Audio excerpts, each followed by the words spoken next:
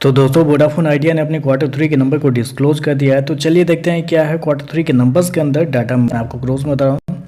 तो देखिए पिछले क्वार्टर की बात करें तो पिछले क्वार्टर में कंपनी ने 10,932 करोड़ के आसपास का रेवेन्यू जनरेट किया था ऑपरेशन के थ्रू। पिछले साल देखें तो 10,673 करोड़ के आसपास, जबकि अभी देखें तो बढ़ के 11,117 करोड़ कंपनी का जो रेवेन्यू है वो आपको जाता हुआ देखने को मिला। तो साल दर साल देखें तो साल दर साल कंपनी के रेवेन्यू के अंदर तेजी आपको देखने को मिली। लगभग बोल सकते हैं 5%, 4 से 5% के आसपास का जंप आपको देखने को मिल रहा है।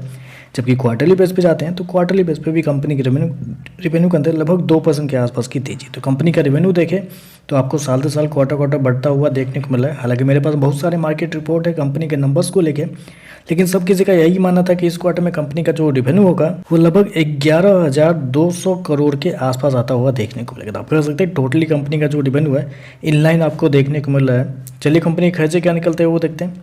तो देखिए पिछले क्वार्टर में कंपनी के खर्चे 18,400 करोड़ के आसपास, पिछले साल 18,439 करोड़, जबकि अभी देखें तो कंपनी का खर्चे 17,973 करोड़ आपको जाता हुआ देखने को मिला। तो खर्चे देखें तो खर्चे आपको कम होते हुए देखने को मिले, जो कि बहुत बड़ा सरप्राइज है, क्योंकि खर्चे थोड़ा लग रहा था कि मार्केट को थोड़ा ज़्यादा रहेगा, मतलब ज़्यादा नहीं मतलब एवरेज रहेगा, लेकिन यहाँ पे देखें तो कम होता हुआ देखने को मिल रहा है। चलिए कंपनी का लॉस क्या है वो देखते हैं। तो देखिए पिछले क्वार्टर में कंपनी 7,175 करोड़ के लॉस में थी।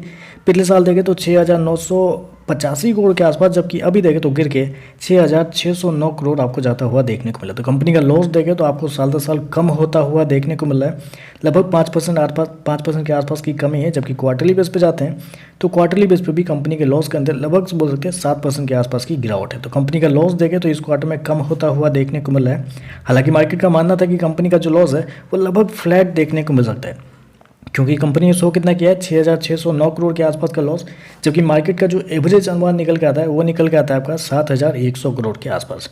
तो मार्केट का मानना था कि कंपनी का लॉस 7,100 करोड़ के आसपास होगा, लेकिन यहाँ पे देखें तो उससे बेहतर कंपनी का लॉस आपको देखने को मिल रहा है। चलिए कंपनी के ईपीएस क्या निकलते हैं वो देखते हैं। तो देखिए पिछले क्वार्टर में ₹1.03 माइनस का, पिछले साल ₹1.44 माइनस का, अभी देखें तो 95 पैसे माइनस का आपको देखने को मिल रहा है। तो ओवरऑल अगर देखा जाए तो रेवेन्यू इनलाइन है और कंपनी का लॉस जो है मार्केट के एस्टीमेट से बेहतर देखने को मिला है। चलिए कंपनी के कुछ आरपू के बारे में बात कर लेते हैं। तो कंपनी ने यहाँ पे बताया कि इस क्वार्टर में कंपनी का जो आरपू है वो ₹173 पर व्यक्ति रखा गया है, यानी कि जो पिछले साल ₹166 के आसपास था, अभी देखें तो बढ़ के ₹173 आपको जाता हुआ देखने को मिला है, जबकि मार्केट का अनुमान था ₹167 के आसपास। तो आरपू भी देखें तो यहाँ पे मार्केट के एस्टीमेट से बेहतर आपको देखने को मिल रहा है। तो ओवरऑल अगर देखा जाए तो आई थिंक कंपनी के जो नंबर है मार्केट के एस्टीमेट से थोड़ा सा बेहतर आपको देखने को मिला, क्योंकि जितना मार्केट का अनुमान था लॉस को लेकर उससे बेहतर है।